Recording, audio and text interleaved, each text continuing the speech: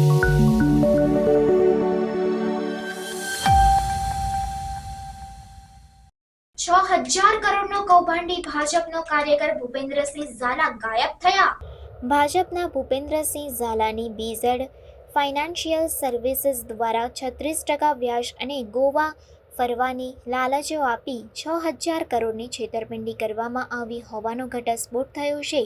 ભાજપના નેતા Bhupendrasinh Jhala BZ ફાઇનાન્શિયલના CEO છે અને હાલ ભૂગર્ભમાં ઉતરી ગયા છે। તેમનું બોલિવૂડ એક્ટર સોનુ સૂદ દ્વારા સન્માન પણ થઈ ચૂક્યું છે। માત્ર એટલું જ નહીં, સોનાનો તાજ પહેરવાથી લઈ લેક્સસ અને લેમ્બોર્ગિની જેવી લક્ઝુરિયસ કારના શોખ ધરાવે છે। પોલીસના દરોડાના પગલે બીઝેડ ગ્રુપના CEO ભૂપેન્દ્રસિંહ ઝાલા સહિત એજન્ટો ભૂગર્ભમાં ઉતરી ગયા હતા, જ્યારે 2 બેંક એકાઉન્ટમાંથી ₹175 કરોડના ટ્રાન્ઝેક્શન મળ્યા છે।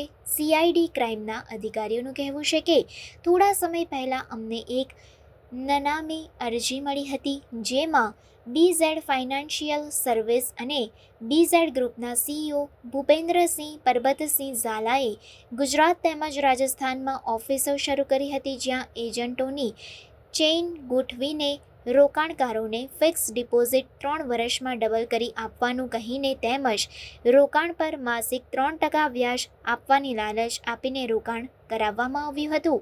ભૂપેન્દ્રસિંહ પરબતસિંહ ઝાલા તથા તેમના મળતિયાઓએ ભેગા મળી બીઝેડ ફાઇનાન્સ સર્વિસ તથા બીઝેડ ગ્રુપ બનાવી તે ગ્રુપની બીઝેડ ફાઇનાન્શિયલ સર્વિસ તથા BZ international broking private limited તથા બીઝેડ ટ્રેડર્સ તથા બીઝેડ ગ્રુપ ઓફ મેનેજમેન્ટ વગેરે નામની અલગ અલગ કંપનીઓ ખોલી રોકાણકારો પાસેથી નાણાં ઉઘરાવવા માટે સરકાર કે RBI અધિકૃત સંસ્થા પાસેથી કોઈ પરવાનગી નહીં મેળવી ખૂબ જ મોટા પ્રમાણમાં ચીટ ફંડ ઘોટાળો આચર્યો હોય તેવું અરજીની ખાનગી તપાસમાં જણાઈ આવતા CID ક્રાઇમના 7 અધિકારીઓની અલગ અલગ ટીમો બનાવી ગુજરાતભરમાં અલગ અલગ જગ્યાએ દરોડા પાડ્યા હતા।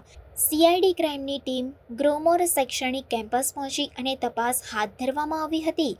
ગ્રોમોર કેમ્પસને બીઝેડ ગ્રુપના સંચાલકે 1 વર્ષ અગાઉ જ ખરીદ્યું હતું।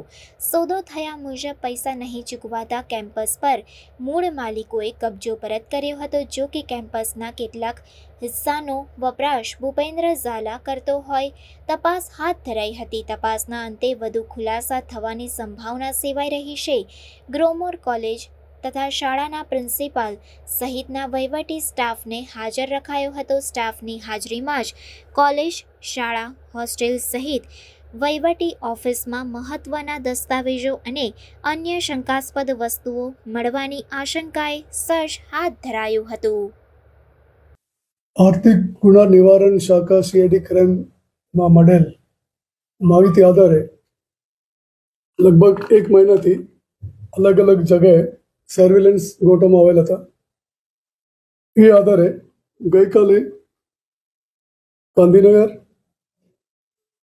હિંમતનગર, અરવલ્લી, મહેસાણા અને બરોડા જિલ્લાઓમાં વિવિધ સ્થળે રેડ કરવામાં આવેલ, જેમાં મળેલ દસ્તાવેજ અને અન્ય કમ્પ્યુટર્સ અને અન્ય સાધનો તેમજ પૂછપરછમાં એ હકીકત બહાર આવેલ કે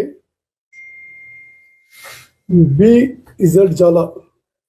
ઝાલા તેઓએ બીઝેડ ફાઇનાન્શિયલ સર્વિસીસ નામના એક સંસ્થા ચલાવે છે। એ કોઈ અધિકૃત સંસ્થા નથી। RBI અથવા અન્ય કોઈ અધિકૃત સંસ્થા દ્વારા લાઇસન્સ મેળવ્યા વગર લોકો પાસેથી ઘણા પૈસા ઇન્વેસ્ટ કરાવી અને પ્રોમિસ આપેલ કે મહિના 3%થી લઈને